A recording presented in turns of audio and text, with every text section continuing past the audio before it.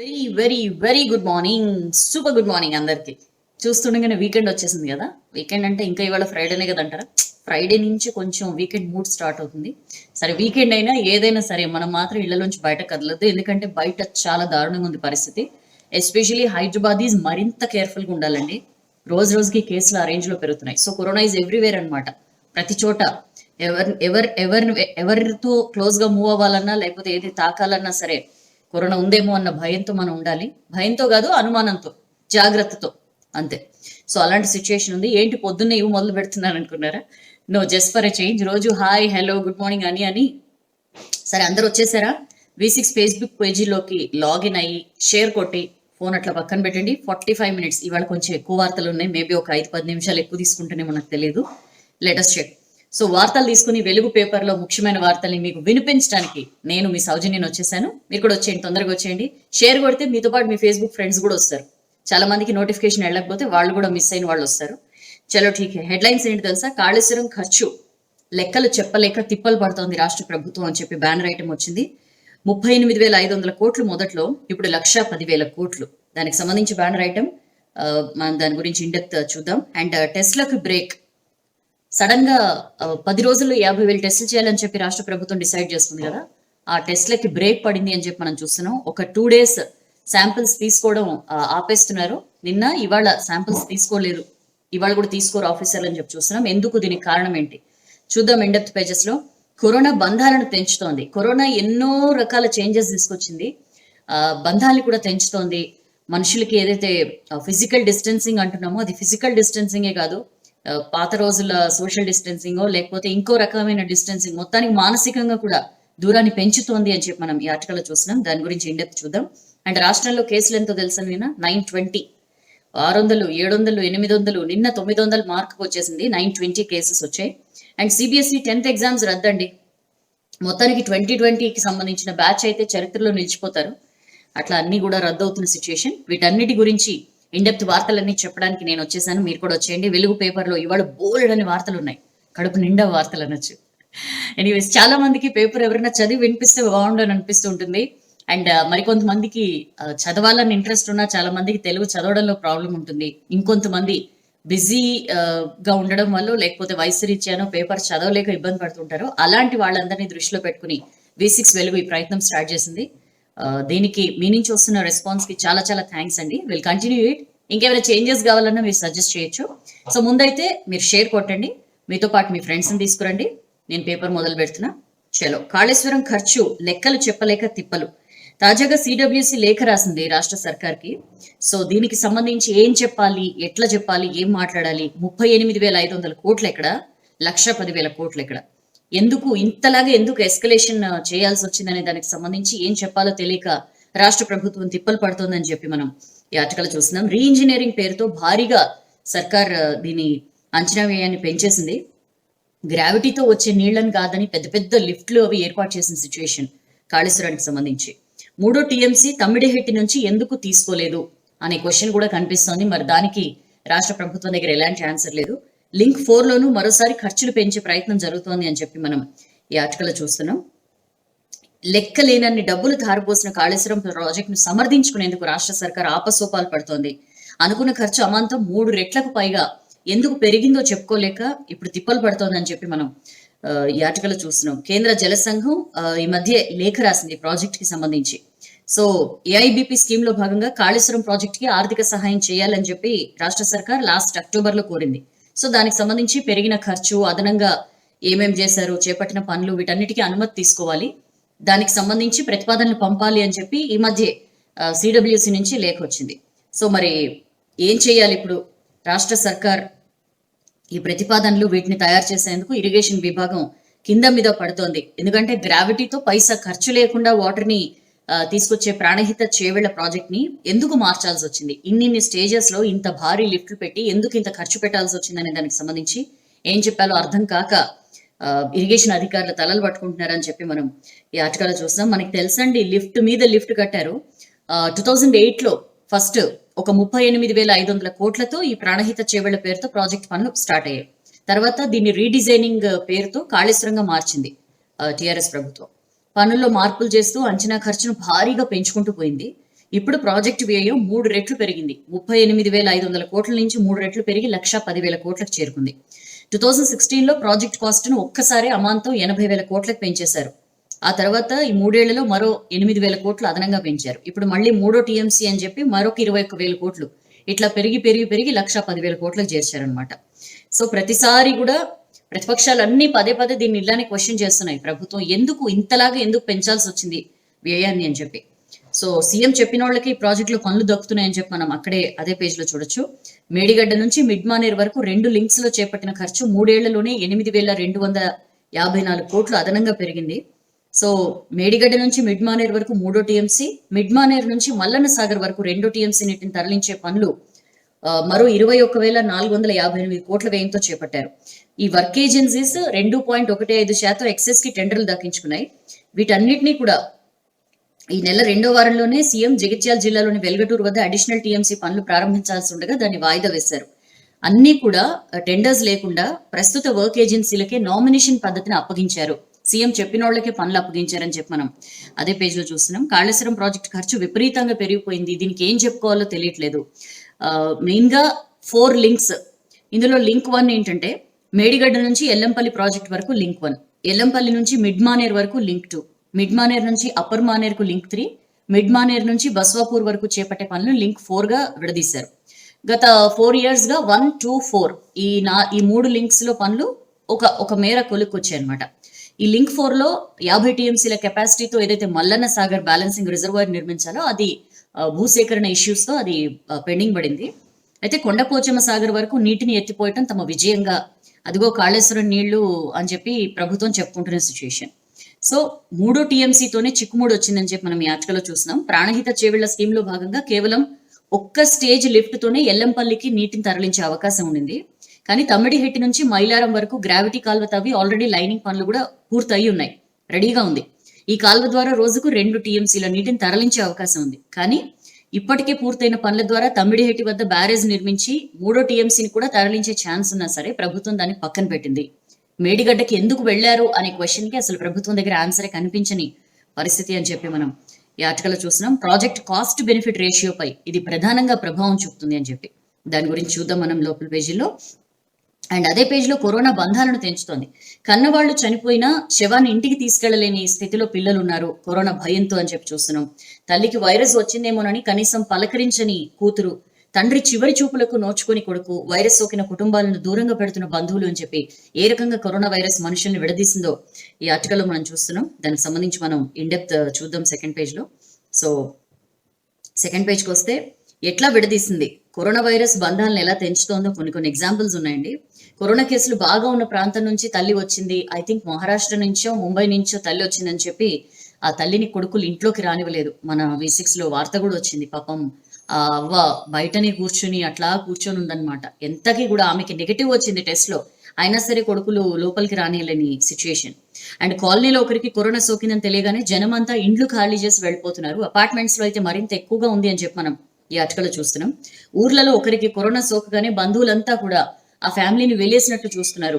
ఏదైనా సిటీ నుంచి ఎవరైనా వస్తే ఊళ్ళలోకి రాని అట్లా ఊరి బయటే ఉండమంటున్నారు అని చెప్పి కూడా చూస్తున్నాం. ఎన్నో కారణాలు. యాక్చువల్లీ పేద మధ్యతరగతి వాళ్ళు కరోనా బారిన పడితే 1-2 గదులు ఇళ్లలోనే జనరల్ గా వీళ్ళు ఉంటారు కాబట్టి వాళ్ళు సెపరేట్ గా ఇంట్లో ఐసోలేషన్ లో ఉండే పరిస్థితి ఉండదు.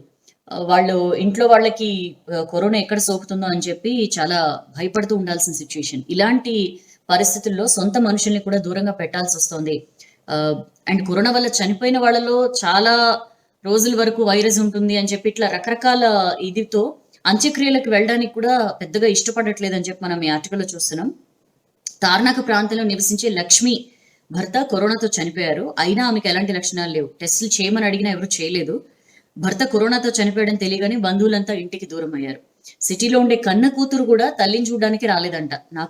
నాకు చిన్నపిల్లలు ఉన్నారు, నేను ఆమె దగ్గరకు వస్తే ఎట్లా అని చెప్పి ఆమె దూరంగా ఉండిపోయింది. కుమిలి ఆమె అట్లనే ఉండిపోయిన పరిస్థితి. అలాగే హైదరాబాద్ లో మరో ప్రాంతానికి చెందిన ఒక 93 ఏళ్ల పెద్దావిడ కరోనా వైరస్ తో పోరాడి గెలిచింది. టెస్ట్ లో నెగిటివ్ కూడా వచ్చింది. గాంధీ ఆసుపత్రి డాక్టర్స్ ఆమె ఫ్యామిలీ మెంబర్స్ కి కాల్ చేస్తే తీసుకెళ్లొచ్చు మీ మదర్ని అని చెప్తే వాళ్ళు ఎవరు ముందుకు రాని పరిస్థితి. ఇంకో నాళ్ళు ఉండనివ్వండి తర్వాత తీసుకెళ్తామని చెప్పారంట. సో ఇట్లా కరోనా ఏ రకంగా మనుషుల మధ్య దూరం పెంచిందో అని చెప్పి మనం ఈ ఆర్టికల్లో చూస్తున్నాం. ఆ, చాలా చోట్ల ఊపిరి తీసుకోవడానికి ఇబ్బంది పడుతూ చాలా సోషల్ మీడియాలో మనం వీడియోస్ కూడా చూస్తున్నాం. ఎవరైనా ఇబ్బందుల్లో ఉంటే వాళ్ళకి సాయపడడానికి కూడా జనాలు ముందుకు రాని సిచ్యుయేషన్. సొంత ఫ్యామిలీ మెంబర్సే పట్టించుకోవట్లేదంటే ఇంక ఇలాంటివి మరీ దూరంగా ఉంటాయి. అండ్ వైరస్ సోకిన వాళ్ళని ఏదో ఏదో దారుణమైన పాపం చేసేసినట్లు, ఏదో అసలు వీళ్ళు మొత్తం సమాజానికి మొత్తం వీళ్ళు హాని చేసే వాళ్ళని చెప్పి చూడడం కరెక్ట్ కాదండి. వాళ్ళ మీద వివక్ష అస్సలు చూపించకూడదు. బట్ జనాల్లో ఉన్న ఈ స్టిగ్మా ఏంటో అర్థం కావట్లా. మొత్తానికి బంధాలు మాత్రం కరోనా వైరస్ పెంచేసింది అని చెప్పి మనం ఈ ఆర్టికల్లో చూస్తున్నాం. అండ్ అదే పేజ్లో ఏపీ కన్నా మన దగ్గరే సీరియస్. మన దగ్గర ఎంత సీరియస్ సిచ్యుయేషన్ ఉందంటే కరోనా కేసెస్కి సంబంధించి ఏపీతో పోల్చితే మన దగ్గర పాజిటివ్ రేట్ 15 రెట్లు ఎక్కువ. ఏపీలో టెస్ట్లు ఎలా జరుగుతున్నాయో మనకి తెలుసు. ఇప్పటికే లక్షల్లో టెస్టులు జరిగాయి అక్కడ. అక్కడ పాజిటివ్ రేట్తో పోల్చుకుంటే మన దగ్గర 15 రెట్లు పాజిటివ్ రేట్ ఎక్కువ అని చెప్పి మనం ఈ ఆర్టికల్లో చూస్తున్నాం. అక్కడ జస్ట్ 1.4% పాజిటివ్ రేట్. అంటే చేస్తున్న టెస్ట్లకు గాను వస్తున్న కేసుల్ని దాన్ని బట్టి పాజిటివ్ రేట్ ఇంత అని చెప్పి నిర్ధారిస్తారనమాట. వాళ్ళ దగ్గర 1.4% ఉంటే మన దగ్గర ఎంత ఉందో తెలుసా? 15.4%. ఎంత రేంజ్ లో పాజిటివ్ రేట్ ఉందో మనకు అర్థమవుతుంది. వేరే ఏ రాష్ట్రంతో పోల్చినా కూడా అట్లానే ఉందండి. ఒక మహారాష్ట్ర 17.29% ఉంది, ఢిల్లీ 16.7% ఉంది. ఈ రెండింటిని పక్కన పెడితే దేశంలో వేరే ఏ రాష్ట్రంతో పోల్చినా సరే మనకంటే తక్కువే ఉంది పాజిటివ్ రేట్. మేబీ మన దగ్గర ఇంకొంచెం టెస్టులు పెంచితే మహారాష్ట్ర ఢిల్లీని కూడా మనం క్రాస్ చేస్తామేమో తెలియదు. గుజరాత్ అక్కడ కూడా ఎక్కువ కేసులు ఉన్నాయి, బట్ అక్కడ 8.5% పాజిటివ్ రేట్. యూపీ పెద్ద రాష్ట్రం, అక్కడ 3.2% positive rate. Rajasthan 2.16% positive rate. MP 3.95%. So వీటన్నిటిలో కూడా, ఈ రాష్ట్రాలు అన్నింటిలో కూడా పాజిటివ్ రేట్ తక్కువగానే ఉంది. బట్ మన దగ్గర చూసారా ఎంత ఎక్కువగా ఉందో. బుధవారం నాటికి 9,76,431 టెస్టులు చేశారు. ఎక్కడ? తమిళనాడులో. అక్కడ 67,468 కేసులు వచ్చాయి. పాజిటివ్ రేట్ 6.9% అంతే. కర్ణాటకలో పాజిటివ్ రేట్ 1.8%. అక్కడ 5 లక్షలకు పైగా టెస్టులు చేశారు, 10,000 మందికి పైగా పాజిటివ్ వచ్చింది. బట్ మన దగ్గర ఇంకా టెస్టులు ఇప్పుడిప్పుడే కదా మొదలైంది. గత వారం ఆల్మోస్ట్ ఒక 1 వీక్ నుంచే కొంచెం టెస్టులు పెంచారు. ఈ మాత్రం పెంచిన టెస్టులకే పాజిటివ్ రేట్ ఇట్లు ఉంటే ఇంకా టెస్టులు పక్క రాష్ట్రాలతో వాళ్ళు ఎట్లయితే 10,000, 12,000, 20,000 వరకు టెస్టులు చేస్తున్నారు మన పక్క రాష్ట్రాల వాళ్ళు. ఒకవేళ మనం కూడా అదే రేంజ్ లో టెస్టులు చేస్తే ఇంకా పాజిటివ్ రేట్ పీక్స్కి వెళ్తుందేమో తెలియదు. సో కొన్ని రోజుల వరకు 200-300 చొప్పున కేసులు నమోదయ్యాయి. బట్ ఇప్పుడు గత కొన్ని రోజులుగా 800కు పైగా కేసులు నమోదవుతున్న సిచ్యుయేషన్. సో ఇదివరకటితో పోలిస్తే కొంత టెస్టులు పెంచారు, అయినా ఇంకా కూడా పక్క రాష్ట్రాలతో కంపేర్ చేస్తే ఇంకా తక్కువే ఉన్నాయి. సో ఏపీతో పోలిస్తే మన దగ్గర 15 రెట్లు ఎక్కువ ఉంది పాజిటివ్ రేట్ అని చెప్పి మనం ఈ ఆర్టికల్లో చూస్తున్నాం. వీళ్ళు ఏపీలో ఇప్పటిదాకా 7,69,319 టెస్టులు చేశారండి. మన దగ్గర ఇంకా 1,00,000 కూడా రాల. సో ఆ రేంజ్ లో వాళ్ళు టెస్టులు చేస్తే వాళ్ళ దగ్గర 1.4% ఉంది పాజిటివ్ రేట్. బట్ మన దగ్గర మాత్రం ఆ రేంజ్ లో జరగలేదు. నిన్న ఒక్కరోజు ఏపీలో 36,047 టెస్టులు చేసింది. So great increase in test. But మన దగ్గర అంత లేదు. ఈ గత 4-5 రోజులుగా, గత వారం రోజులుగా కొంత పెరుగుతోంది. ఈ నెల 16 నుంచి 36,000 శాంపిల్స్ తీసుకున్నారు అంతే మన దగ్గర. మొత్తంగా ఇప్పటిదాకా మన దగ్గర 67,618 టెస్టులు చేశారండి. అందులో 10,444 మందికి పాజిటివ్ వచ్చింది. అంటే పాజిటివ్ రేట్ 15.4% ఉంది. సో ఏపీతో పోలిస్తే మన రాష్ట్రంలో కేసుల తీవ్రత ఎక్కువగా ఉంది అని చెప్పి మనకి దీని ద్వారా తెలుస్తోంది. నిన్న ఏపీలో 19,085 టెస్టులు చేస్తే 553 కొత్త కేసులు వచ్చాయండి నిన్న. సో కరోనాతో ఒక్కరోజు 7 చనిపోయారు. 10,884 మొత్తం కేసులు చేరాయి అక్కడ. సో మనము ఏపీ కొంచెం అటు ఇటుగా ఒకే రేంజ్ లో ఉన్నాం. ఇప్పటిదాకా ఏపీలో 7 లక్షలకు పైగా టెస్టులు చేశారు. 7,69,319 మందికి టెస్టులు చేశారు. సో ఏపీకి సంబంధించి కరోనా అప్డేట్ అది. అండ్ అదే పేజ్ లో రూల్స్ బ్రేక్ చేస్తే మళ్ళీ లాక్డౌన్. బెంగళూరు వాసులకి కర్ణాటక సీఎం యడ్యూరప్ప గట్టి వార్నింగ్ ఇచ్చారు. ఎక్కడైతే మేము స్ట్రిక్ట్ గా ఇక్కడిక్కడ లాక్డౌన్ పాటించాలి, ఇక్కడిక్కడ స్ట్రిక్ట్ మెజర్స్ తీసుకోవాలని చెప్తున్నామో వాటిని వేటిని పాటించకుండా ఇష్టం వచ్చినట్లు తిరిగి కరోనాకి ఇన్ఫెక్షన్ స్ప్రెడ్ అవ్వడానికి గనక ఇలా ప్రజలు కనుక కారణమైతే ఖచ్చితంగా మళ్ళీ లాక్డౌన్ ప్రకటిస్తామని చెప్పి ఆయన స్ట్రిక్ట్ గా చెప్పారు. కొన్ని ఏరియాలు సీల్ చేస్తున్నాం, అక్కడ కఠిన చర్యలు తీసుకుంటున్నామని చెప్పారు. ఫిజికల్ డిస్టెన్సింగ్ పాటించండి దయచేసి. ఇష్టం వచ్చినట్లు ప్రజలు రూల్స్ ని లెక్క చేయకుండా తిరగడం వల్లే కరోనా కేసులు పెరుగుతున్నాయని చెప్పి కూడా అన్న సిచ్యువేషన్. అండ్ అదే పేజ్ లో రాష్ట్రంలో 920 మందికి కరోనా. నిన్న 920 కరోనా కేసులు వచ్చాయండి మన రాష్ట్రంలో. అందులో యాజ్ యూజువల్ గా గ్రేటర్ హైదరాబాద్ లోనే 737 కేసులు వచ్చాయి. మరో 5 వైరస్ తో చనిపోయిన పరిస్థితి. నిన్న 872, అంటే మొన్న ఈ వీక్ లో తీసుకుంటే మనం సోమవారం 872 కేసులు, మంగళవారం 879, బుధవారం 891, శుక్రవారం 920. ఇంకా పెండింగ్ లో చాలా ఉన్నాయి రిజల్ట్స్. అవన్నీ అనౌన్స్ చేస్తే మేబీ 1000 అబోవే వస్తాయేమో. సో గ్రేటర్ హైదరాబాద్ లో 737 కేసులు నమోదయ్యాయి. రంగారెడ్డిలో 86, మేడ్చల్లో 60, కరీంనగర్ లో 13 కేసులు వచ్చాయండి. మనం చూస్తున్నాం రంగారెడ్డి, మేడ్చల్ ఈ ఏరియాస్ లో కూడా ఏ రేంజ్ లో కేసులు పెరుగుతున్నాయో. సో ప్రైవేట్ లో నిబంధనలు పాటిస్తలేదని చెప్పి మనం ఈ ఆర్టికల్ లో చూస్తున్నామండి. కరోనా టెస్ట్ల విషయంలో ప్రైవేట్ ల్యాబ్స్ నిబంధనలు ఉల్లంఘిస్తున్నాయి. అసలు పోర్టల్లో అప్లోడ్ చేస్తున్న విషయంలో కూడా రిజల్ట్స్ అన్ని తప్పులుగా ఉంటున్నాయని చెప్పి పబ్లిక్ హెల్త్ డైరెక్టర్ శ్రీనివాస్ నిన్న చెప్పారు. ఒక నిపుణులతో కూడిన ఒక టీం కొన్ని ల్యాబ్స్ కి వెళ్లి పరిశీలిస్తే ఈ విషయాలన్నీ వెలుగు చూసాయని చెప్తున్నారు. అన్ని చర్యలు తీసుకుంటాం ఆ నిపుణుల టీం ఇచ్చిన నివేదిక ప్రకారం అని చెప్పి. ఇది ఇలా ఉంటే కార్పొరేట్ హాస్పిటల్స్ లో దోపిడీ ఏ మాత్రం ఆగట్లేదండి. ఎన్ని చెప్పినా ప్రభుత్వం మేము స్ట్రిక్ట్ యాక్షన్స్ తీసుకుంటామని చెప్పినా కూడా కార్పొరేట్ హాస్పిటల్స్ జాంతానే అంటున్నాయి. సోమాజిగూడలో ఒక కార్పొరేట్ హాస్పిటల్లో యాకుత్పురకు చెందిన 35 years పేషెంట్ 6 రోజులు కరోనా ట్రీట్మెంట్ తీసుకుంటే 3,40,000 బిల్లు వేస్తారట. బిల్లు చూసి గుయ్యమని ఉంటుంది. పీపీఈ కిట్లకే 45,000 ఛార్జ్ చేస్తారట. అఫ్ కోర్స్ వీటిని ప్యాకేజ్ లో ఇంక్లూడ్ చేయలేదు కాబట్టి మనం ముందే చెప్పుకున్నాం కార్పొరేట్ హాస్పిటల్స్ కి ఆ ఫ్లెక్సిబిలిటీ ఉందని చెప్పి. బెడ్ ఛార్జీలకి 72,500, డాక్టర్ ఫీజుల పేరిట 45,600, డాక్టర్ కన్సల్టేషన్ ఫీ అనేది ప్యాకేజ్ లో ఇంక్లూడ్ అయి ఉన్నది. అయినా సరే దాన్ని సెపరేట్ గా రోజుకి 7,600 చొప్పున వసూలు చేశారట. ఏంటని క్వశ్చన్ చేస్తే నో ఆన్సర్, గవర్నమెంట్ నుంచి no response. So that is the situation corporate hospitals కి సంబంధించి. అండ్ అదే పేజ్ లో కరోనా టెస్ట్లకు బ్రేక్, శాంపిల్స్ తీసుకోవడం ఆపేసిన ఆఫీసర్లు అని చెప్పి మనం చూస్తున్నాం. ఇప్పటిదాకా లాక్డౌన్ టైంలో మనం అద్భుతంగా అన్ని వనరులు పెంచేసుకున్నాం, మన దగ్గర మెడికల్ ఫెసిలిటీస్ అన్ని పెంచేసుకున్నాం, టెస్టింగ్ కెపాసిటీ పెంచేసుకున్నాం. అసలు ఎంత మంది వచ్చినా మనం చాలా సార్లు ఆరోగ్య మంత్రి సీఎం కేసీఆర్ వీళ్ళందరి నోట ఈ మాట విన్నాం కదా, ఎన్ని వేల కేసులు వచ్చినా సరే వీఆర్ రెడీ టు ఫేస్, ప్రతి ఒక్కరికి కూడా వైద్య సేవలు అందించడానికి సర్వసన్నద్ధంగా ఉంది మన రాష్ట్రం అని చెప్పి. బట్ టెస్ట్ల దగ్గరే ముందే బోల్తా పడినట్లుగా ఉంది. ఎందుకంటే విపరీతంగా శాంపిల్స్ రావడంతో ఆ మేరకు మన ల్యాబ్స్ లో టెస్టింగ్ కెపాసిటీ పెంచకపోవడంతో బోల్డ్ అన్ని శాంపిల్స్ ఉండిపోయిన పరిస్థితి. వీటిని స్టోర్ చేయడానికి చాలా లోవర్ టెంపరేచర్స్ లో ఈ శాంపిల్స్ ని స్టోర్ చేయాలి. అవి ఎక్కువ 36 hours కంటే ఎక్కువ కనుక స్టోర్ చేస్తే ఫాల్స్ పాజిటివ్ వచ్చేస్తుంది అనమాట, శాంపిల్ మీద ఎఫెక్ట్ పడుతుంది. అందుకని చెప్పి ఏం చేశారంటే ఇప్పుడు ఒక 2 రోజుల పాటు శాంపిల్స్ సేకరించాం మేము. ఆల్రెడీ ఉన్నవే చాలా వాటికి సంబంధించి టెస్టులు జరిగి రిజల్ట్ ఇవ్వాల్సి ఉంది. అవన్నీ క్లియర్ అయిన తర్వాత మళ్ళీ యాజ్ యూజువల్ గా శాంపిల్స్ తీసుకుంటామని చెప్పి నిన్న ప్రకటించారు ఆఫీసర్లు. మెయిన్ గా గ్రేటర్ హైదరాబాద్ చుట్టుపక్కల నియోజకవర్గాల్లో వారం రోజులుగా భారీ ఎత్తున శాంపిల్స్ తీసుకున్నారు. 10 రోజుల్లో 50,000 టెస్టులు అని చెప్పి టార్గెట్ గా పెట్టారు కదా. సో వారం రోజుల నుంచి బాగా శాంపిల్స్ తీసుకోవడం పెరిగింది. అయితే నిన్నటి నుంచి శాంపిల్ సెంటర్స్ ని బంద్ పెట్టారు అని చెప్పి మనం చూస్తున్నాం. ఇప్పటికే సేకరించిన 8,000 శాంపిల్స్ ల్యాబ్స్ లో పేరుకుపోయాయి. వీటికి ఇంకా టెస్టింగ్ కెపాసిటీ తక్కువ ఉంది సర్కారీ ల్యాబ్స్ లో. అందుకని చెప్పి ఇవన్నీ పేరుకుపోవడం వల్ల ఆపాల్సి వచ్చింది అని చెప్తున్నారు. ఇప్పుడు ప్రైవేట్ ల్యాబ్స్ మీద డిపెండ్ అవుతోంది. ఒక్కొక్క శాంపిల్ టెస్టింగ్ కి 1900 చొప్పున ప్రైవేట్ ల్యాబ్స్ కి చెల్లించి టెస్ట్ చేయమని చెప్పి కోరుతోంది అని చెప్పి మనం ఈ ఆర్టికల్లో చూస్తున్నాం. ముందు నుంచే మొత్తం డీసెంట్రలైజ్ చేసి అన్ని రకాలుగా చేస్తుంటే వేరే రకంగా ఉండేదేమో. బట్ మొదటి నుంచి కూడా ప్రైవేట్ ల్యాబ్స్ కి ఇవ్వకుండా ఓన్లీ ప్రభుత్వ ల్యాబ్స్ మీదే డిపెండ్ అయి ఉన్నా ఆ మేరకి టెస్టింగ్ కెపాసిటీ పెంచుకున్న బాగుండేది. బట్ అది కూడా చేయలేదు. సో 50,000 టెస్టుల లక్ష్యానికి గండి పడ్డట్లేనా అని చెప్పి మనకి కనిపిస్తోంది. ఎందుకంటే 10 రోజుల్లో 50,000 టెస్టులు చేయాలని అన్నారు. దాని మేరకు ఇప్పటికీ ఒక 36,000 టెస్టులకి పైగా జరిగాయి. మరి వాట్ అబౌట్ మిగిలిన టెస్టులు అని చెప్పి కూడా డౌట్స్ వస్తున్నాయి. 30,000కి పైగా టెస్టులు చేశారు. ఒక 8,000 శాంపిల్స్ ఏమో పెండింగ్ లో ఉన్నాయి. సో వాటి టెస్టింగ్ కి ఇంకో 3 రోజులు పడుతుంది.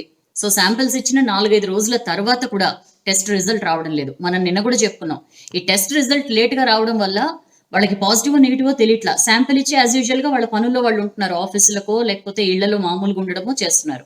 ఎందుకంటే ఎక్కువ ఏసిమ్టమాటిక్ కేసెస్ కాబట్టి. సో అలా ఉన్నప్పుడు ఏమవుతుందంటే దానివల్ల కరోనా స్ప్రెడ్ అయిపోతుంది విపరీతంగా అని చెప్పి మనం చెప్పుకుంటూనే ఉన్నాం. మొదటి నుంచి కరోనా టెస్టులు మన ప్రభుత్వం తక్కువగానే చేస్తూ వచ్చింది. టెస్టింగ్ కెపాసిటీని పెంచడం మీద మాత్రం దృష్టి పెట్టాల. రోజుకు 2,500 కంటే ఎక్కువ శాంపిల్స్ పరీక్షించలేకపోతున్నారు అని చెప్పి మనం ఈ ఆర్టికల్లో చూస్తున్నాం. ప్రైవేట్ ల్యాబ్స్ మీద ఇప్పుడు డిపెండ్ అవ్వాల్సిన సిచ్యుయేషన్. 4 నెలలైంది ఆల్మోస్ట్ మన రాష్ట్రంలోకి వైరస్ ఎంటర్ అయ్యి. ఇప్పటి వరకు 10 ప్రభుత్వ ల్యాబ్లు మాత్రమే కరోనా టెస్టులకు సిద్ధం చేశారు. ఇందులో 2 కేంద్ర సర్కార్ పరిధిలోనివే ఉన్నాయి. మొత్తం సర్కారీ ల్యాబ్స్ లో టెస్టింగ్ కెపాసిటీ రోజుకి 2290 అండి. ఇప్పుడు మరిన్ని టెస్టులు చేసేందుకు చర్యలు ప్రారంభించారు. ఇవాళ నుంచి మరొక 3 జిల్లాల్లోని ల్యాబ్లో టెస్టులు చేస్తామని చెప్పి అధికారులు చెప్తున్న సిచ్యుయేషన్. సో ఈ మూడింట్లో కూడా గరిష్టంగా 300 మాత్రమే టెస్టులు చేసే ఛాన్స్ ఉంది. అయితే ఇప్పుడు పెంచుతాము టెస్టింగ్ కెపాసిటీని అని చెప్పి ఆరోగ్య శాఖ అధికారులు చెప్తున్నారు. మరి ఎంతవరకు పెంచుతారో, ఎందుకంటే చాలా తక్కువ 2290 మాత్రమే మన దగ్గర ఉన్న కెపాసిటీ. మరి దాన్ని ఏ మేరకు పెంచుతారో, ఒక వారం రోజుల్లో టెస్టింగ్ కెపాసిటీ 6000కు పెంచుతాం అని చెప్పి doctor Srinivas public health and family welfare director చెప్తున్నారు. మరి ఈ శాంపిల్స్ క్లియర్ చేసి, అందుకనే ఆపామని చెప్తున్నారు. శాంపిల్స్ క్లియర్ చేసి తర్వాత మళ్ళీ టెస్టింగ్ కెపాసిటీని ఏ మాత్రం పెంచుతారో చూడాలి. హైకోర్టు క్వశ్చన్ చేసింది కూడా, చాలా చోట్ల మొబైల్ టెస్టింగ్ ల్యాబ్స్ పెట్టారు, మీకు అలాంటి ఆలోచన ఏమైనా ఉందంటే మన వాళ్ళు నో మాకు అసలు అలాంటి ఆలోచన ఏం లేదని చెప్పి చాలా క్లియర్ గా హైకోర్టుకి చెప్పిన పరిస్థితి. సో మొదటి నుంచి హైకోర్టు చెప్పినా, ప్రతిపక్షాలు చెప్పినా నానా మాటలు అని దాడికి ఎదురుదాడి చేశారు తప్పించి ఎప్పుడు కూడా ఉన్న ఫెసిలిటీస్ ని ఇంప్రూవ్ చేసుకోవడంలో, లేకపోతే వాటిని డెవలప్ చేసుకోవడంలో ఎప్పుడు కూడా దృష్టి పెట్టలేదు. దాని ఫలితమే ఇది. అయితే ఇక్కడ ఓన్లీ కొన్ని చోట్ల మాత్రమే శాంపిల్స్ తీసుకోవడం ఆపేశారండి. శాంపిల్స్ సేకరిస్తున్న హాస్పిటల్స్ లో డిస్ఇన్ఫెక్టెంట్ స్ప్రే చేస్తున్నాం అని చెప్పి కూడా చెప్తున్నారు.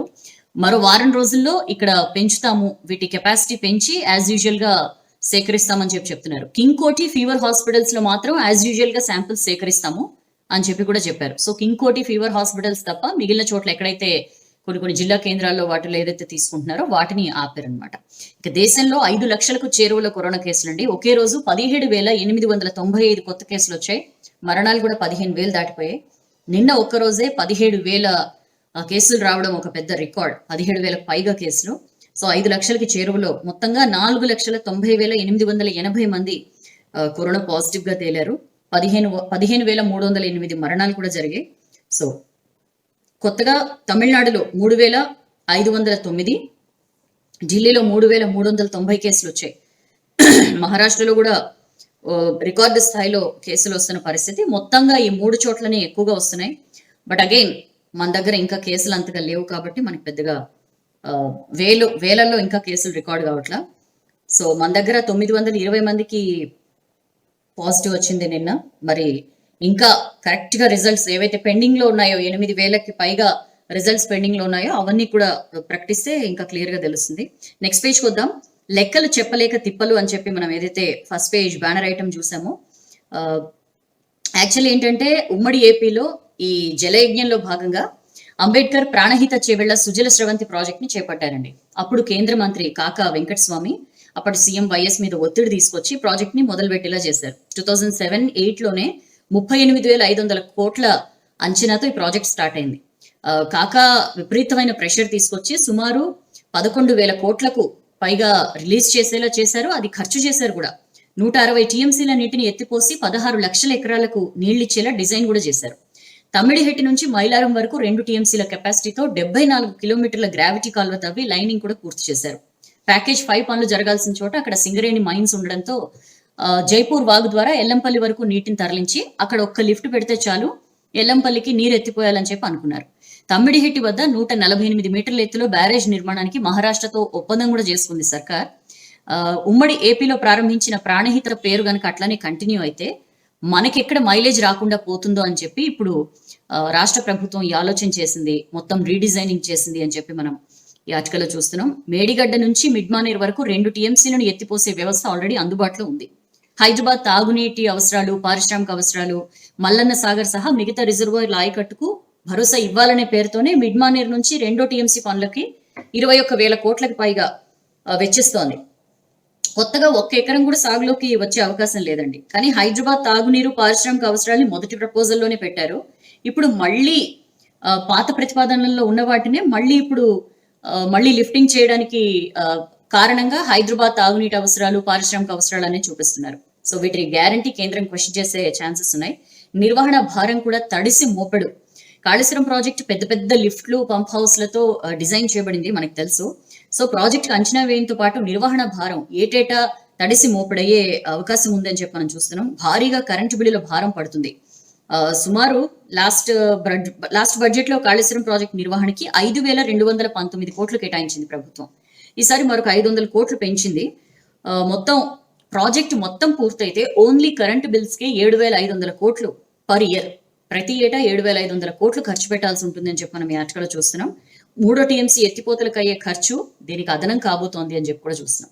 సో దీనివల్ల ఉమ్మడి రంగారెడ్డి జిల్లాకు భారీ నష్టం అండి. యాక్చువల్లీ ప్రాణహిత చేవెళ్ల ప్రాజెక్ట్ లో ఆ 2 పేర్లు లేకుండా చేసిన రాష్ట్ర సర్కార్ ఏం చేసిందంటే రంగారెడ్డి జిల్లాలో ఏవైతే కరువు ప్రాంతాలకి గోదావరి నీళ్లు ఇచ్చే పనులను కూడా తొలగించింది. తాండూరు, పరిగి, వికారాబాద్, చేవెళ్ల ఈ నియోజకవర్గాల్లో ఒక 2.5 లక్షల ఎకరాలకి నీళ్లు ఇవ్వాల్సి ఉండగా ఆ ప్రాంతాన్ని కట్ చేశారు. సో దీనివల్ల కొండపోచమ్మ వరకు నీళ్లు రావడంతో ఇప్పటికే చేవెళ్ల లింక్ పనులు కనుక చేసి ఉంటే పాత ఆయకట్టుకు నీళ్లు వచ్చేవని చెప్పి రైతులు అంటున్న సిచ్యుయేషన్. సో ఉమ్మడి రంగారెడ్డి జిల్లాలకు భారీ నష్టం దీనివల్ల అని చెప్పి మనం ఈ ఆర్టికల్ చూస్తున్నాం. మరి ఖర్చు పెంపుపై సర్కార్ చాలా రకాల మాటలు చెప్తోంది. బట్ చాలా తిప్పలు ఖచ్చితంగా కనిపిస్తున్నాయి. ఏం చెప్పాలి, కేంద్రానికి ఏం ఆన్సర్ ఇవ్వాలి అనే దానికి సంబంధించి ఆలోచన చేస్తోంది. ఖచ్చితంగా దాంతో ఇబ్బందులు ఎదురవుతాయని చెప్పి మనం చూస్తున్నాం. పునరుజ్జీవం, గ్రావిటీ నీళ్లు వద్దు అని చెప్పి పునరుజ్జీవం పేరుతో 3వ టీఎంసీ లిఫ్ట్ చేస్తున్నారు. సో దీనివల్ల విపరీతమైన కాస్ట్ లో ఎస్కలేషన్ విపరీతంగా కనిపిస్తోంది అని చెప్పి చూస్తున్నాం. గతేడాది ఎస్ఆర్ఎస్పీకి భారీగా వరద వచ్చింది. అయినా సరే ఆ నీళ్లు వాడుకోలేక వృధాగా పోయిన పరిస్థితి. ఈ టైంలో వరద కాలువ ద్వారా రూపాయి ఖర్చు లేకుండా కిందికి నీటిని వదిలే అవకాశం ఉన్నా సరే దిగువ నుంచి ఎత్తిపోయడానికే ప్రాధాన్యం ఇచ్చారు. ఎస్ఆర్ఎస్పీ స్టేజ్ 2 ఆయకట్టుకు కాళేశ్వరం నీళ్లు ఇచ్చామని జస్ట్ నామకే వాస్తే అనిపించుకోవడానికి మాత్రమే ఈ వరద కాలువను ఆపరేట్ చేయకుండా నిర్లక్ష్యం చేశారని చెప్పి మనం ఈ ఆర్టికల్ చూస్తున్నాం. దీని ఫలితం ఏంటంటే 100 కోట్ల కరెంటు బిల్. ఎస్ఆర్ఎస్పీకి ఉల్టా నీళ్లను లిఫ్ట్ చేసి పునరుజ్జీవం పోస్తామని చెప్పుకునేందుకు ఈ అడిషనల్ టీఎంసీ అంశాన్ని తెరపైకి తీసుకురావడంతో కాళేశ్వరం అంచనాలు విపరీతంగా పెరిగిపోయాయని చెప్పి చూస్తున్నాం. తొలి ఏడాది ప్రాజెక్ట్ ద్వారా ఒక్క ఎకరానికి కూడా నీళ్లు రాలేదు. మనం ఈ మధ్య చూసాం కాళేశ్వరం 1 ఇయర్ ప్రోగ్రెస్ రిపోర్ట్ లో ఒక్క ఎకరానికి కూడా నీళ్లు ఇవ్వలేదు. పెద్దపల్లి జిల్లాలో కాళేశ్వరం కింద 30,000 ఎకరాల్ని ప్రతిపాదించినా దానికి ఈ ఏడాది కూడా నీళ్లు ఇచ్చే పనులు చేపట్టలేదు అని చెప్పి ఈ ఆర్టికల్లో చూస్తున్న సిచ్యుయేషన్. అదే పేజ్ లో పొలిటీషియన్స్ తో గోల్డెన్ స్టేట్స్ రావు, ప్రజలే కింగ్ మేకర్స్ అని చెప్పి వీకే సింగ్ ఎవరైతే రిటైర్మెంట్ కోసం దరఖాస్తు చేసుకున్నారో ఆయన కామెంట్ చేశారండి. ప్రజలే కింగ్ మేకర్స్ గానీ రాజకీయ నేతలు కాదు అని చెప్పి ఈ పోలీస్ అకాడమీ డైరెక్టర్ మాట్లాడిన సిచ్యుయేషన్. ప్రజలు గుడ్ గవర్నెన్స్ తోనే ఏ రాష్ట్రమైనా అభివృద్ధి చెందుతుంది తప్ప పొలిటీషియన్స్ తో కాదు అని చెప్పి ఆయన మాట్లాడారు. అదే పేజ్ లో కాళేశ్వరం ఖర్చు పెరిగితే తప్పేంది. నిన్న హరితహారం లో భాగంగా నర్సాపూర్ లో మొక్క నాటి హరితహారం 6th phase ని స్టార్ట్ చేశారు సీఎం కేసీఆర్. అందులో ఆ కార్యక్రమంలో ఆయన మాట్లాడుతూ చాలా కామెంట్స్ చేశారు. తెలంగాణ డెఫినెట్ గా ధనిక రాష్ట్రమే, ఎవరు ఏమన్నా ఖచ్చితంగా ధనిక రాష్ట్రమే, అందులో ఎలాంటి డౌట్ లేదు. గట్టిగా ధైర్యం చేస్తే 1000 కోట్లు వస్తాయని చెప్పి సీఎం కేసీఆర్ మాట్లాడారు. కాళేశ్వరం ప్రాజెక్ట్ అంచనా 1,00,000 కోట్లకు పెరిగిందని కొంతమంది అంటున్నారు.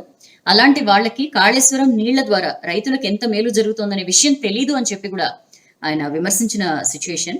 ఆయన ఏమన్నారంటే కాళేశ్వరం ప్రాజెక్ట్ నీళ్లు పాముల పర్తి దాకా వచ్చినాయి, ఏడాదిలోపే నర్సాపూర్ దాటి సంగారెడ్డికి అందుతాయి.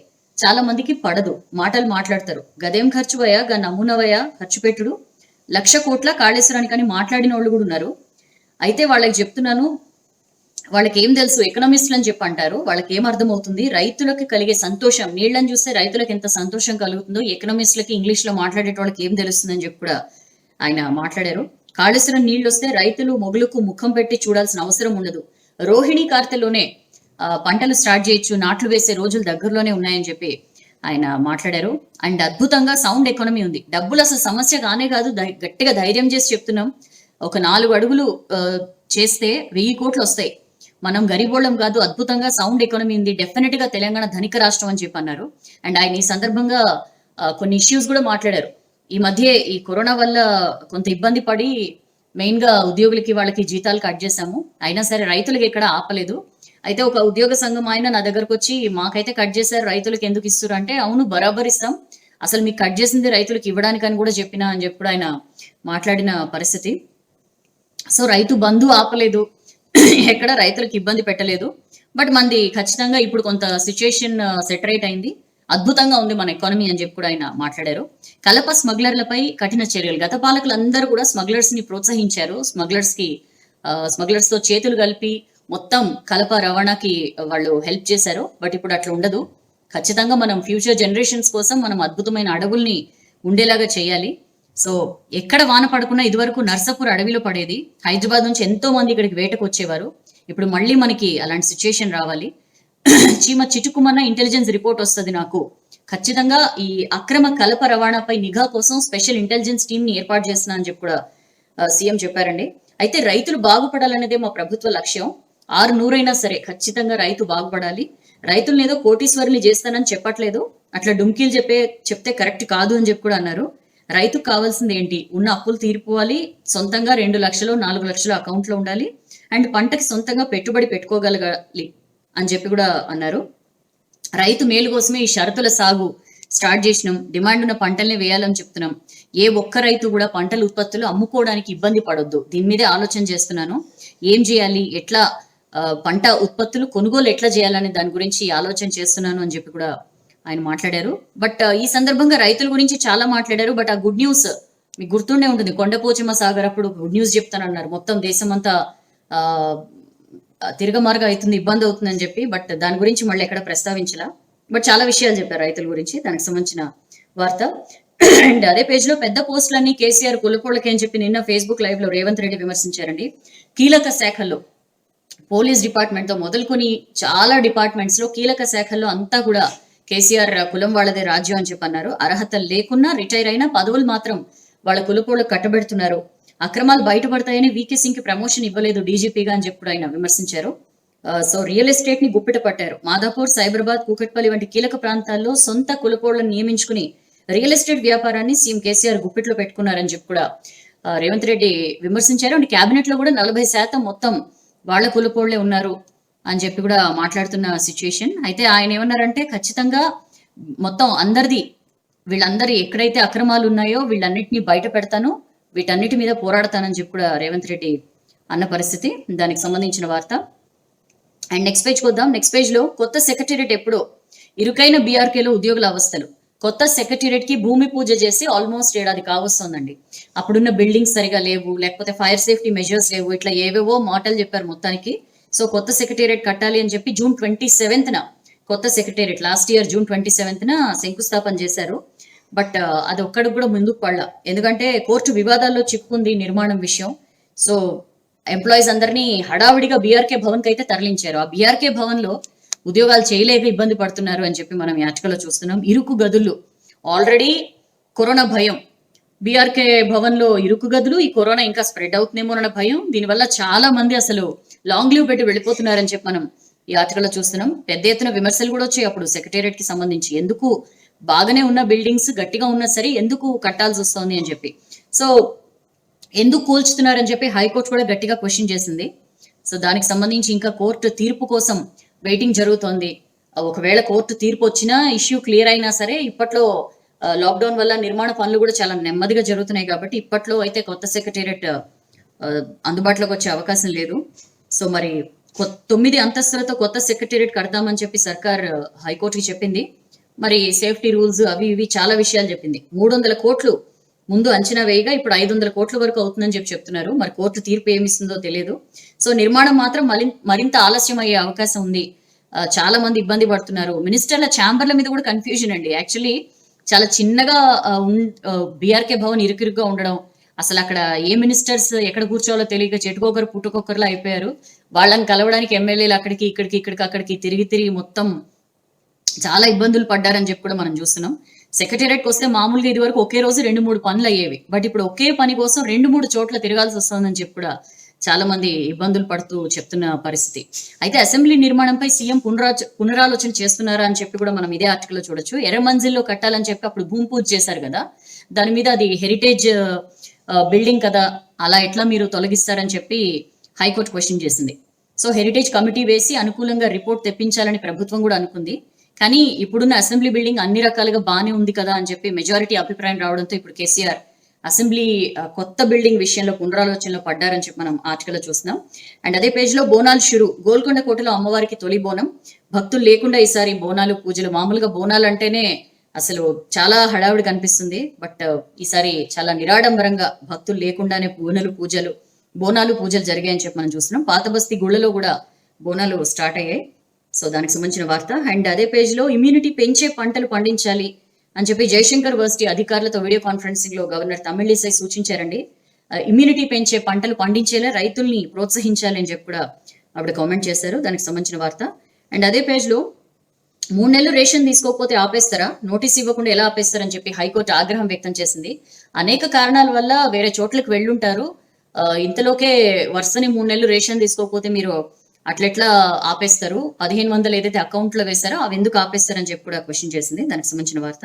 అండ్ ఎమర్జెన్సీలో నేను మోస్ట్ వాంటెడ్ అని చెప్పి వెలుగుతో మాట్లాడుతూ హిమాచల్ ప్రదేశ్ గవర్నర్ బండారు దత్తాత్రేయ ఆ రోజుల్ని నెమరు వేసుకున్నారు. అప్పుడు ధర్మేందర్ పేరుతో మారువేషంలో తిరిగేవారట. ఆయన్ని కలిసేందుకు ఫాలోవర్స్ మామాజీ అనే కోడ్ వాడేవారు.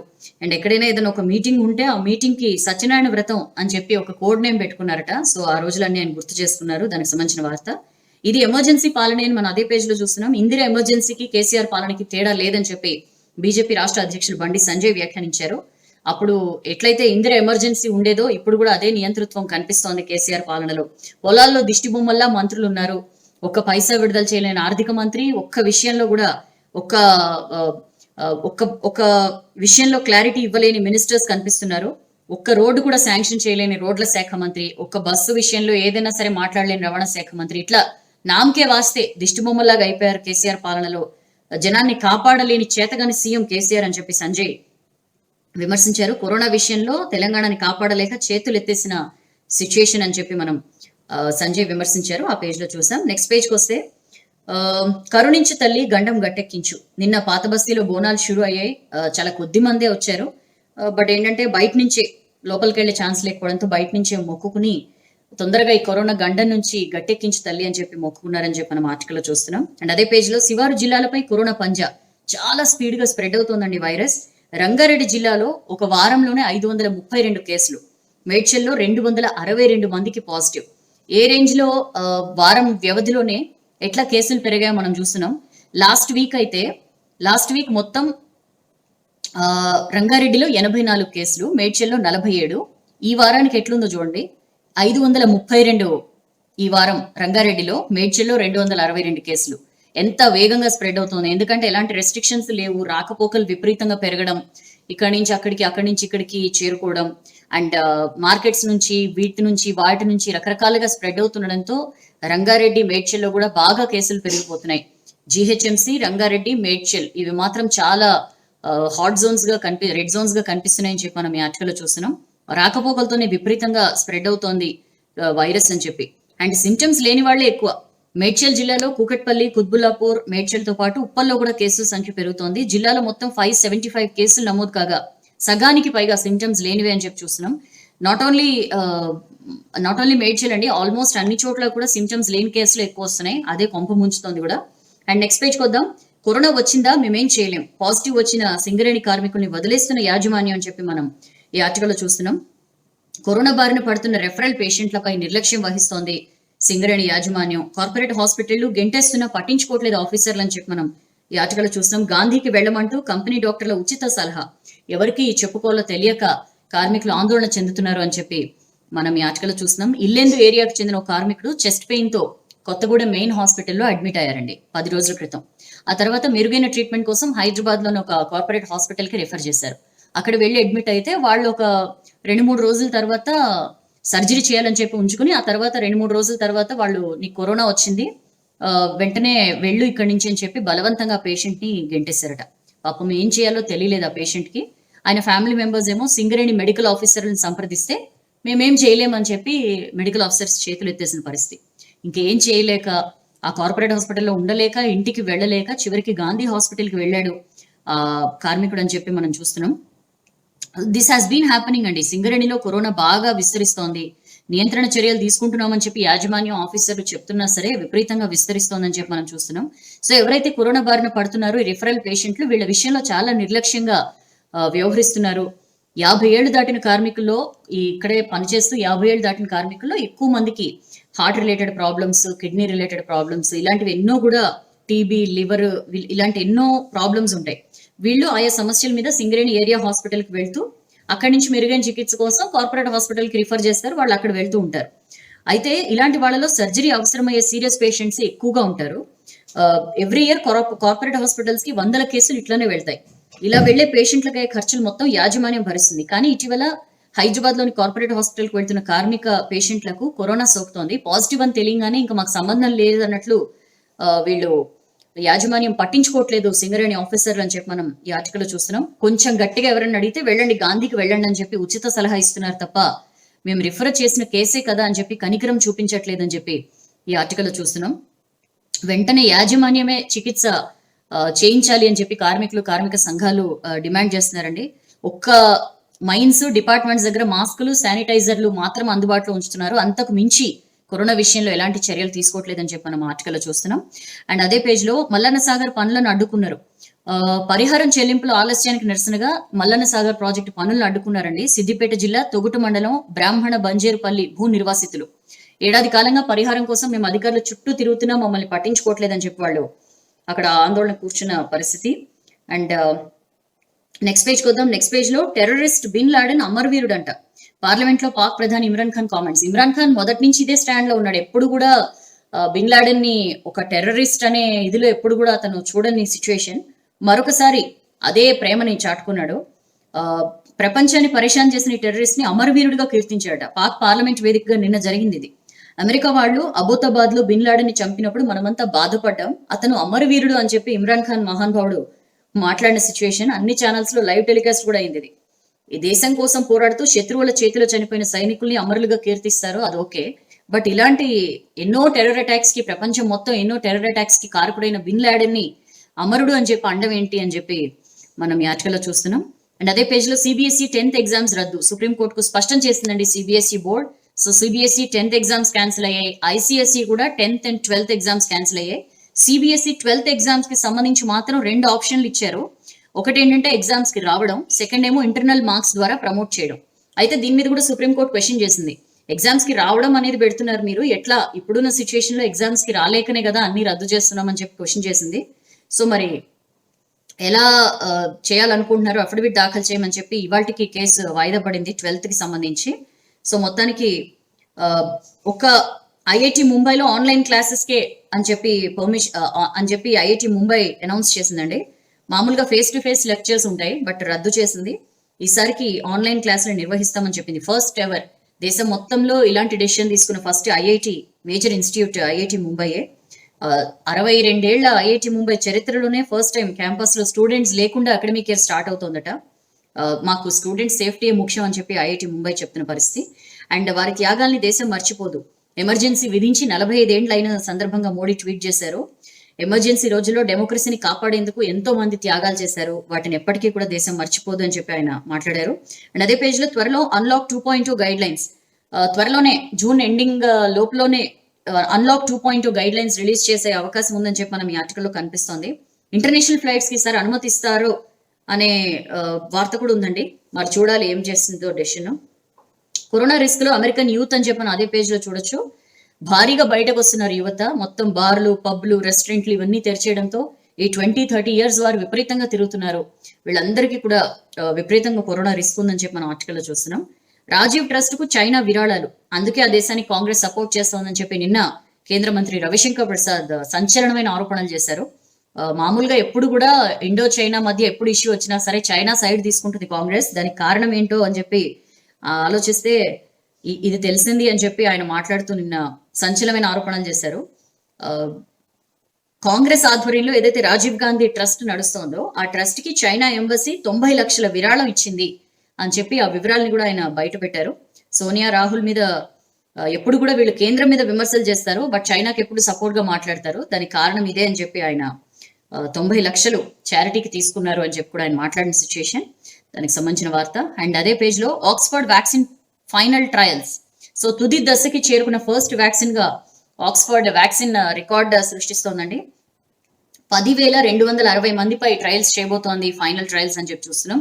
ఈ ఏడాది చివరి నాటికి మేబీ ఈ వ్యాక్సిన్ అందుబాటులోకి వచ్చే అవకాశం ఉంది అని చెప్పి చూస్తున్నాం. 100 కోట్ల డోసులను ప్రొడ్యూస్ చేయనున్న సీరం ఇన్స్టిట్యూట్ ఫస్ట్ వ్యాక్సిన్, దీని పేరు ఏంటంటే షేడాక్స్ 1 ఎన్కోవ్ 19 అని పెట్టారు.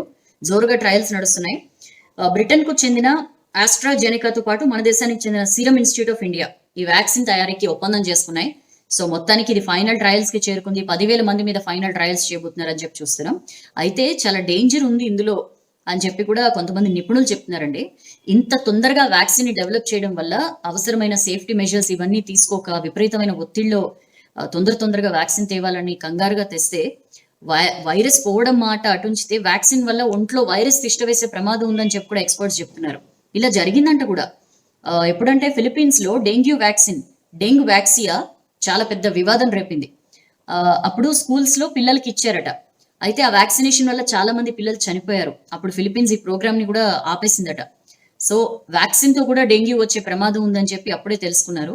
సో ఇంత ఆదరాబాదరాగా వ్యాక్సిన్ సరైన సేఫ్టీ ఇవన్నీ కూడా చూడకుండా తేవడం కూడా మంచిది కాదని చెప్పి ఎక్స్పర్ట్స్ చెప్తున్నారు. దానికి సంబంధించిన వార్త. అండ్ నెక్స్ట్ పేజ్ వద్దాం. బిజినెస్ పేజ్ లో ఫెయిర్ అండ్ లవ్లీలో ఇక ఫెయిర్ ఉండదట. సో హిందుస్థాన్ యూనిలీవర్ కీలకమైన నిర్ణయం తీసుకుంది. ఫెయిర్ అండ్ లవ్లీతో కంపెనీకి 2,000 కోట్లు. సో వీళ్ళు తీసుకున్న డెసిషన్ ఏంటంటే ఫెయిర్ అండ్ లవ్లీ నుంచి ఫెయిర్ అనే పదాన్ని తీసేస్తాం, దాని ప్లేస్ లో ఏం పెట్టాలనేది దానికి సంబంధించి ఆలోచనలు చేస్తున్నామని చెప్పారు. జార్జ్ ఫ్లాయిడ్ మృతి తర్వాత అమెరికాలో వర్ణ వివక్ష అంటే ఈ జాత్యహంకారానికి వ్యతిరేకంగా నినాదాలు వచ్చాయి. సో పేరెంట్ కంపెనీ యూనిలీవర్ పై అది ఆఫర్ చేసే స్కిన్ లైట్నింగ్ ప్రొడక్ట్స్ పై పెద్ద ఎత్తున ఒత్తిడి వచ్చింది. జాన్సన్ అండ్ జాన్సన్ కూడా ఇండియాలో ఫెయిర్నెస్ క్రీమ్ కేటగిరీ నుంచి బయటకు రావాలని చెప్పి నిర్ణయం తీసుకుంది. సో జాన్సన్ ఈ నిర్ణయం తీసుకున్న తర్వాత హిందుస్థాన్ యూనిలీవర్ ఈ డెసిషన్ తీసుకుంది. ఫెయిర్ అండ్ లవ్లీలో ఇక ఫెయిర్ అనే పదాన్ని తీసేయాలని చెప్పి. అండ్ అదే పేజ్ లో పైకే పసిడి ధరలు విపరీతంగా పెరిగిపోతున్నాయి. నాట్ ఆర్నమెంటల్, అందరూ కూడా పసిడిని ఒక ఇన్వెస్ట్మెంట్ గా చూసుకుని బిస్కెట్లు కొనుక్కొని పెట్టుకుంటున్నారు కొంత డబ్బులు ఉన్న వాళ్ళు. సో ధరల దగదగా వచ్చే 2 ఏళ్లలో 68,000కి గోల్డ్ ధర పెరుగుతుందని చెప్పి ఎక్స్పర్ట్స్ చెప్తున్న సిచ్యుయేషన్. దానికి సంబంధించిన వార్త. చైనా మాల్ పై సుంకాలు ఏం చేయాలి చైనాతో, ఈ చైనా ఇంపోర్ట్స్ విషయంలో అని చెప్పి మనం చూస్తున్నాం కదా. దానికి సంబంధించి అత్యధిక టారిఫ్లు విధించాలని చెప్పి కేంద్రం ప్లాన్ చేస్తోంది.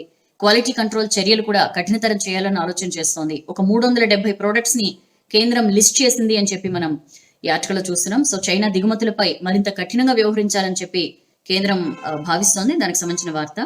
అండ్ ఐటీ ఆన్లైన్ కోర్సులకి మస్తు డిమాండ్. ఈ లాక్డౌన్ టైంలో చాలా కంపెనీలు జాబ్స్ తీసేస్తున్నా సరే సాఫ్ట్వేర్ ఎంప్లాయీస్ ఏం చేస్తున్నారంటే తమ స్కిల్స్ ని డెవలప్ చేసుకోవడానికి, ఇదంతా సెటరేట్ అయిన తర్వాత అప్పుడున్న పరిస్థితులకు అనుగుణంగా తమను తాము మౌల్డ్ చేసుకోవడానికి ప్రాధాన్యతనిస్తున్నారు. ఆటోమేషనే మెయిన్ అట్రాక్షన్ గా నిలుస్తోంది. ఆన్లైన్ లో కోర్సులు చేస్తున్నారు, కొత్తగా తమ స్కిల్స్ డెవలప్ చేసుకుంటున్నారని చెప్పి చూస్తున్నాం. భారీగా ఆన్లైన్ కోర్సులకు అడ్మిషన్స్ కూడా పెరుగుతున్నాయి. ఉద్యోగులతో పాటు నిరుద్యోగులు కూడా దీనికి క్యూ కడుతున్నారని చెప్పి మనం ఈ ఆర్టికల్లో చూడొచ్చు. అండ్ ఏ దేశానితో చెప్పడానికి కాస్త సమయం ఇవ్వండి అని చెప్పి ఫ్లిప్కార్ట్, అమెజాన్ లాంటి కంపెనీలు కోరాయండి ప్రభుత్వాన్ని. మనం చూసాం కదా, కరెక్ట్ గా మెన్షన్ చేయాలి ఇది ఏ దేశానికి సంబంధించిన ప్రోడక్ట్ అని చెప్పి, కంట్రీ ఆఫ్ ఆరిజిన్ లేబులింగ్ ఇవ్వాలని చెప్పి కేంద్రం ఏదైతే చెప్పిందో ఈ ఆన్లైన్ కంపెనీలకి కొంచెం టైం ఇవ్వండి మాకు అది మెన్షన్ చేయడానికి అని చెప్పి కూడా వాళ్ళు కేంద్రానికి కోరారు. దానికి సంబంధించిన వార్త. ఇక నెక్స్ట్ పేజ్కి వస్తే ప్రధాని వద్దకు డిపిఆర్ల ఇష్యూ. ఏదైతే ఏపీ తెలంగాణ డిపిఆర్లు ఏవైతే ఇవ్వలేదో, అడిగినా సరే ఈ కేంద్ర జలశక్తి శాఖకి డిపిఆర్లు ఇవ్వలేదు, దానికి సంబంధించి ఈ ఇష్యూని ప్రధాని వద్దకు తీసుకెళ్లాలని చెప్పి డిసైడ్ చేసుకున్నట్లు తెలుస్తోంది. అయితే మరొకసారి కేంద్ర జలశక్తి శాఖ ఏం చెప్పిందంటే ఇంకొకసారి 2 రాష్ట్రాలకి లెటర్స్ రాయండి, ఒకవేళ అప్పుడు కూడా స్పందించకపోతే ఇంకప్పుడు కేంద్రమే జోక్యం చేసుకుంటుందని చెప్పి కృష్ణా రివర్ మేనేజ్మెంట్ బోర్డ్ కి కేంద్ర జలశక్తి శాఖ ఆదేశాలు జారీ చేసింది. 2 ప్రాజెక్టుల రాష్ట్రాలు కూడా డిపిఆర్లు ఇచ్చాయా అని చెప్పి నిన్న క్వశ్చన్ చేశారు. బట్ 20 days అయినా సరే డిపిఆర్లు ఇవ్వలేదు అని చెప్పి చెప్పడంతో ఈ డెసిషన్కి వచ్చారు. దానికి సంబంధించిన వార్త. అండ్ ఆర్మీకి తోడుగా ఐటీబీపీ బోర్డర్ కు మరిన్ని బలగాలని చెప్పి మనం అదే పేజ్ లో చూడొచ్చు. ఇండియా చైనా సరిహద్దుల్లో ఎల్ఏసీ దగ్గర ఆ టెన్షన్, ఆ ఉద్రిక్త వాతావరణం ఇంకా కంటిన్యూ అవుతూనే ఉంది. ఈ నేపథ్యంలో అక్కడ ఆల్రెడీ ఆర్మీని డిప్లాయ్ చేశారు, దానికి తోడుగా ఐటీబీపీని కూడా మోహరించారు అని చెప్పి మనం చూస్తున్నాం. Galwan valley, hot springs, Pangong points లో పరిస్థితులు ఇప్పటికీ కూడా ఉద్రిక్తంగానే ఉన్నాయని చెప్పి మనం ఆర్టికల్లో చూస్తున్నాం. అండ్ అదే పేజ్ లో బీహార్ లో ఒకే రోజు 107 మంది ప్రాణాలు తీసిన పిడుగులు అని చెప్పి చూస్తున్నాం. చాలా దారుణం అండి. 107 మంది ప్రాణాలు కోల్పోయారు. నిన్న ఒక్కరోజే సడన్ గా ఉరుములు మెరుపులతో వర్షాలు కురిశాయి, ఎక్కువ సంఖ్యలో పిడుగులు పడ్డాయట. సో చాలా చోట్ల జనం చనిపోయారు. ఏ జిల్లాల్లో ఎంతమంది చనిపోయారు అనేది స్టేట్ డిజాస్టర్ మేనేజ్మెంట్ సంస్థ ఆ లెక్కలు అవి తీస్తోంది, ప్రకటించింది కూడా. అయితే చాలా మంది ఏంటంటే పొలం పనుల్లో దానిలో ఉండడం వల్ల ఎక్కువ మంది పిడుగుపాటుకు గురై చనిపోయారు అని చెప్పి మనం ఈ ఆర్టికల్లో చూస్తున్నాం. సో ప్రధాని, ముఖ్యమంత్రి, ఆ రాష్ట్ర ముఖ్యమంత్రి వీళ్ళకి సంతాపం ప్రకటించారు. సో ఇవ్వండి ఇవాళ వెలుగు పేపర్లో వచ్చిన ముఖ్యమైన వార్తలు. So thank you so much for your lovely participation. ఇట్లానే బ్లెస్ చేస్తూ ఉండండి. రోజు మీకు వెలుగు పేపర్లో వచ్చిన వార్తలు వినిపిస్తాను. నచ్చితే లైక్ చేయండి, ఒకవేళ బాగా నచ్చితే షేర్ చేయండి. బట్ రోజు వెయిట్ చేయండి, 7:45 కల్లా వచ్చేస్తాను వెలుగు పేపర్ని తీసుకుని. ఇంకేంటంటే ఇంకేం లేవు. జాగ్రత్తగా ఉండండి, స్టే సేఫ్. ఎందుకంటే బాగా కేసులు పెరిగిపోతున్నాయి కాబట్టి physical distancing, mask and hands cleaning or sanitising అస్సలు మర్చిపోకండి. మీ లైఫ్ లో ఒక భాగం చేసేసుకోండి. ఇవాళకింతే, రేపు కలుద్దాం. Have a nice day. This is Soujanya signing off.